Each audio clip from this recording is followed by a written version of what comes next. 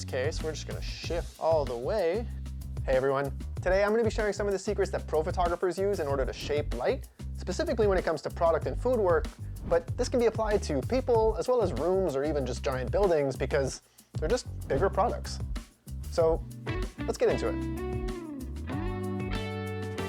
All right, so the product in question is this box over here, and what we're gonna be doing is shooting it from below, shifting up so that we have a much more grand look to it.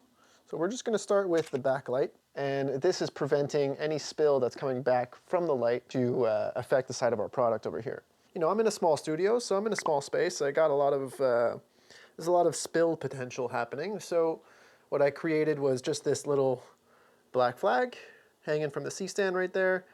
And this is creating a little barrier, so to speak, between the flash and the product. So now I'm able to shoot with confidence knowing that it's only going to create a silhouette in the background. So again, that's the photo that came in. There we go. So we can see that we got a perfect silhouette on our product. I guess if you guys want, we can just take a picture all black just to show you that even though the modeling light of this light is going, obviously there's nothing happening on the product because I'm shooting this in a way where it only sees pitch black. It only sees what I want it to see, which is great for situations where, you know, you're in a less than ideal place, like in a less than ideal location, or, you know, you're just fighting with overhead lights and you want to be able to control the scene and not have a bunch of weird shadows in the shot. So for this situation, it kind of works. But that is why a lot of people have bigger and stronger lights. Next, we're going to turn on the light that's right above me, which is an 8600, as well as the adapter attachment that helps create a projector look, the more Fresnel style look, which creates very, very, very sharp shadows, which is what we're looking for in this image. So there's a black piece of foam core on the bottom here that's creating a darker shadow in the from our main light, just because it's not allowing any light to bounce back onto the product. However, in doing that, it's creating a slightly kind of darker look on my actual product itself, which is not what I want. So in order to counteract the slightly darker product, what I'm going to do is bring in a reflector card right here, and just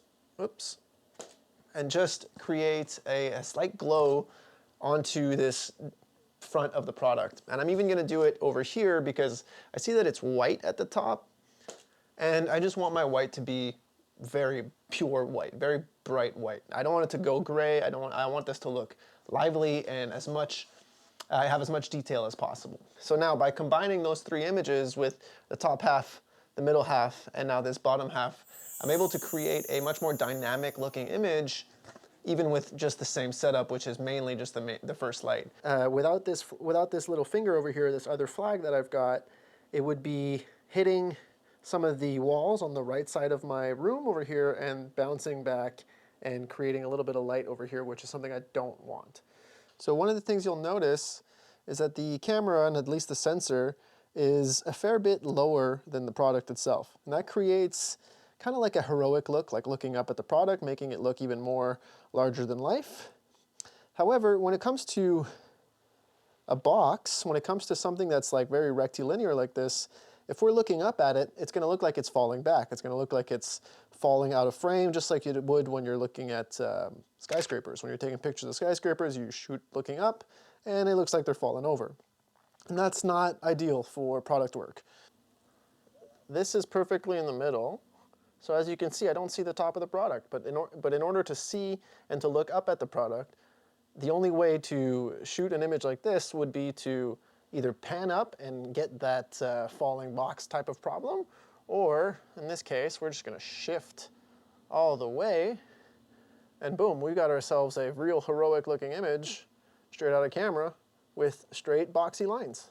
We can obviously fix these things in Photoshop or in Capture One with like the Keystone tool, but I think getting it right in camera allows us to not stretch out pixels and get more of what we're actually supposed to get straight in camera. It also impresses art buyers and creative directors when you're working with them in person and they get to see exactly what their product's gonna look like, and you don't need to be like, oh wait up, it's gonna look different. So at the very least, this is a way to accurately represent something, whether it's a building or a product or, you know, anything that has to be represented properly, I guess. So what we're gonna do here is we're gonna shift the lens back to normal, I'm gonna take a picture. I'm gonna show you guys what it would look like. Oops, that didn't fire. There we go. And that's the image if it was straight on. So that's the only way we can get our lines to be perpendicular on the box so that the box stays square. If I shot this image, obviously it won't work. You don't see the top of the product. It's not a valid image. If I look up at it, the box is going to fall backwards. So what we're going to do instead is we're going to shift up, and in doing that, now I can take the exact same image without moving the camera, just shifting the lens, and I can create an image that looks like this, looking up at the product in a much more heroic fashion. So essentially, it's one light, one modifier, I guess, but then 1, 2, 3 other lights that are affecting, or 3 other pieces that are affecting the light output of the single light. This is a way that you can, you know, gladly overcomplicate things if that's what you're into. It just creates something that's a little bit more fun and playful and unique, especially when you're shooting with just one light. You can create lots of very specific shapes or direction in your lighting simply by using a couple flags. I realized that when I'm looking at behind the scenes on Instagram, a lot of the times you're seeing these setups where people just kind of go bare bulb with their flash and assume that that's how it's supposed to work because, oh, they got a sharp shadow.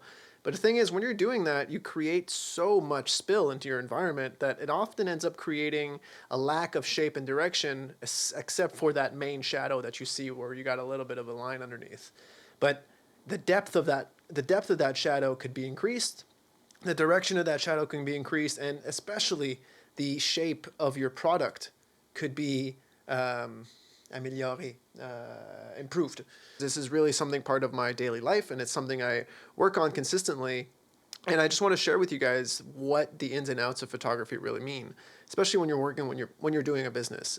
A shoot like this is something that costed me money that will hopefully make me money, and I think that's the general end goal of, I guess, being an artist or being self-employed in general. It's all just like calculated risks. And shooting something like this, I'm showing off different avenues of my portfolio that I didn't have before, and hopefully I'm able to impress a different set of clients. On the surface, image looks pretty simple. It doesn't look like it's anything too crazy to shoot or to create, but in creating an environment with different flags like this, you're able to really shape each individual product, no matter what shape they are, from flagging out some of the light or reflecting some light, depending on the type of shot that you need. When you start breaking down the behind the scenes and you start to really look at everything that's going on in order to create an image like this, I mean, for me, it's just fun. I just enjoy doing it. So I hope you guys do as well, and I hope you guys pick up a few tips and tricks along the way that will help you create images that are just slightly different than everyone else's images with a sharp shadow. So I hope you guys picked something up from this one. I really enjoyed it.